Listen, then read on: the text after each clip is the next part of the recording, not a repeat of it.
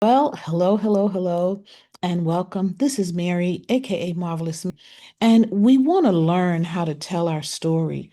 We want to begin telling our story. Why? Because we each have a story, and our story may be just what someone else needs to help them get through the hurdles of life that they are going through.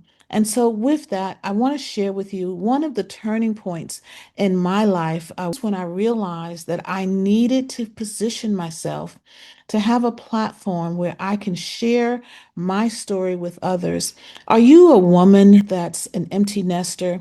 Have you gone from no longer having those children in the house and figuring out what am I going to do now? What is my next step? Where do I go from here? What is my purpose? Do I still have purpose? I want you to know that you are one decision away from a changed life and a redirected future. And so let me tell you my story.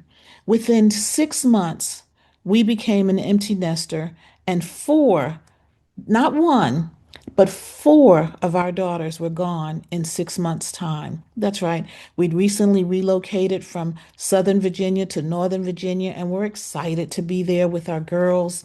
And shortly thereafter, after getting there, the oldest daughter said that God was talking to her and telling her that she needed to move and that she needed to go to Texas. And we were saying, "What's in Texas?" She says, "Mom, Dad, I don't know, but I'm sensing God saying that I need to go to Texas."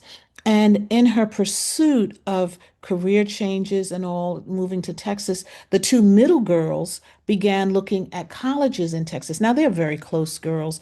And the two middle girls began looking into colleges in Texas. And before we knew it, the two middle girls had gone first. That's right, they were gone and came out to Texas to go to school, and God opened the doors for them. And then shortly thereafter, the oldest daughter, who initiated all of this, moved to Texas. Now we had a younger one who was still in high school in her junior year, and summer was coming, and she's like, "I'm going too." And we were like, Dad's like, "No, you're not going." But guess what? She kept saying, "I'm going too. I'm going to Texas."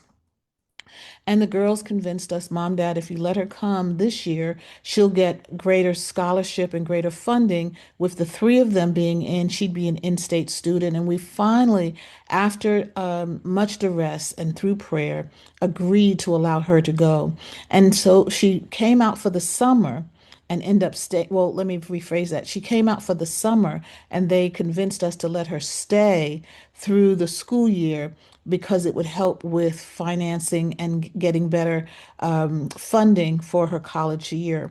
And we agreed. And so within 6 months, four girls were gone. That's right, four daughters left, and we became empty nesters within a 6 month time slot, which was unheard of for me.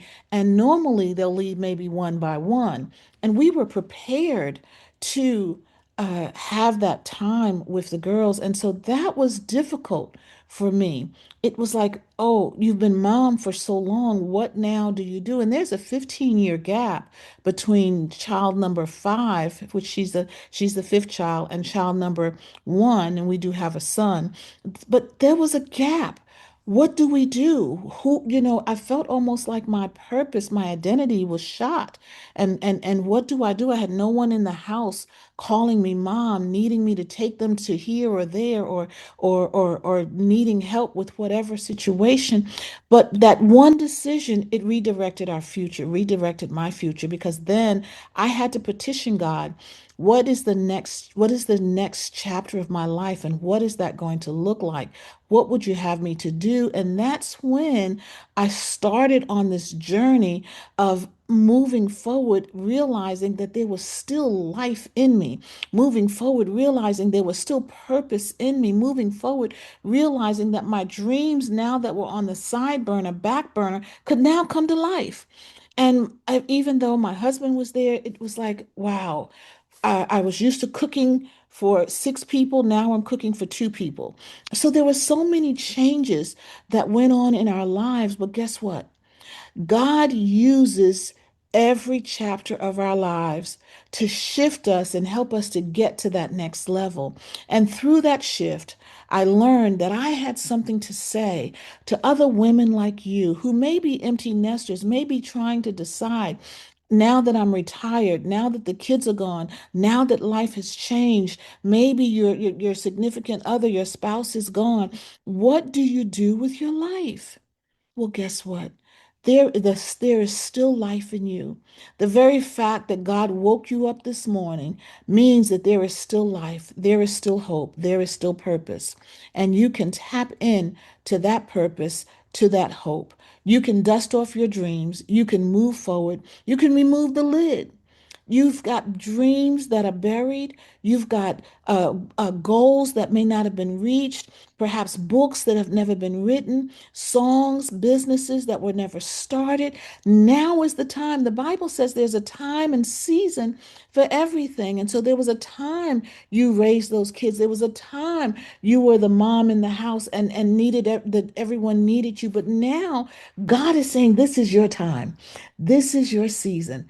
What are you going to do with the time that you have left? Well, comment in the chat to say, I am next. This is my season. This is your season. If that resonates with you, grab that 72-hour I remove the lid worksheet. That's right. I remove the lid, and remove your lid and get moving to what God has put in your spirit. If He still brings it to you, it's not too late. If you keep thinking about it, He still wants you to do it. God never removes a mission that He has given us until it's complete. Just because it's been delayed does not mean it's been denied. And so, with that, I do encourage you to remember that faith is motion. It's faith in motion. Faith is a verb, not a noun. And purpose is action, purpose in action. You can take action now. You can take action now. It's not too late. It's not too late. And legacy is progress. We can move forward with legacy now, not only now, but right now. And so, when is the best time to begin? The best time to have begun was yesterday. But guess what? The next best time to do it is right now.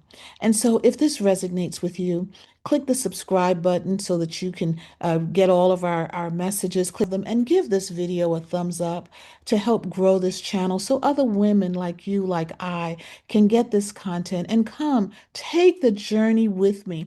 Let's walk this out together, realizing it is not too late. So until the next time, be encouraged, be empowered, and remember, it is not too late. Let's go together. See you the next time.